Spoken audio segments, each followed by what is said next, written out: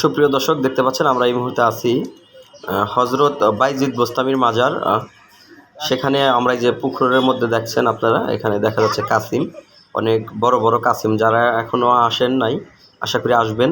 এই যে কাসিমকে খাবার খাওয়ানো হচ্ছে, যে এখানে অনেক বড় বড় কাসিম কিন্তু রয়েছে। আমরা দেখতে পাচ্ছেন এই যে কাসিম, দুটো পাহাড়ের মতো দেখা যাচ্ছে, পাথরের মতো দেখা যাচ্ছে।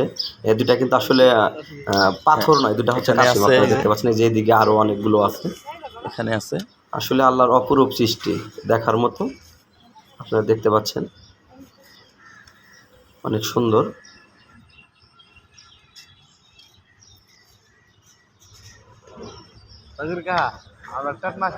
এই যে সালাম ভাই কি বুঝতে পারছেন? এই যে